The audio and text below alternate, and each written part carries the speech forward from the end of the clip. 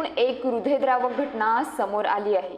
एव्हरशेन city ही उच्चभ्रू society Vasai पूर्वेला आहे। या सोसायटीतून सर्वांना धक्का देणारी घटना समोर आली आहे। या घटनेनं सोसायटी बरोबर संपूर्ण परिसरात सर्वच जण हादरून गेले आहेत। या सोसायटीत हनुमंता श्रीधर प्रसाद आणि यमुना श्रीधर प्रसाद हे सख्खे बहीण भाऊ राहत होते। त्या दोघांचेही मृतदेह या सोसायटीतील त्यांच्या फ्लॅटमध्ये सापडले। ज्यावेळी पोलिसांनी यावर तपास केला त्यानंतर धक्कादायक माहिती समोर आली आहे। आता यात आणखी काही गोष्टी हातात लागतात का या दृष्टीने पोलीस प्रयत्न करत आहेत।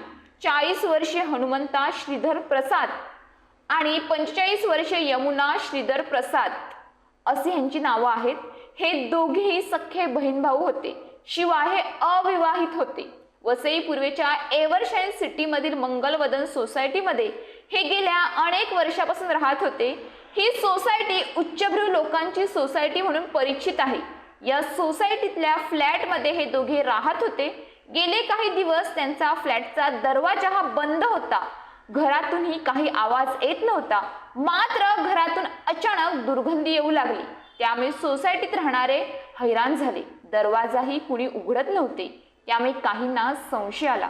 त्यांनी याची माहिती पोलिसांना दिली। पोलीस तातडीने सोसायटीत दाखल झाले। त्यांनी घराचा दरवाजा तोडण्याचा निर्णय घेतला। दरवाजा तोडल्यानंतर आत असलेली परिस्थिती पाहून पोलीसही हबकून गेले। फ्लॅटमधील स्थिती भयंकर होती। फ्लॅटच्या बेडरूममध्ये दोघांचे मृतदेह पडले होते। या दोघांनीही विष प्राशन करून आत्महत्या केली होती। एका सोसायटीतील दोघांनी आत्महत्या केल्याने एकच खळबळ उडाली। आत्महत्या का केली याचा तपास पोलिसांनी केला। त्यावेळी ते दोघेही कर्जबाजारी झाले होते ही बाब समोर आली आहे। त्यांच्यावर जवळपास 25 लाख पेक्षा जास्त रुपयांचे कर्ज होते। ते फेडण्यास ते असमर्थ होते।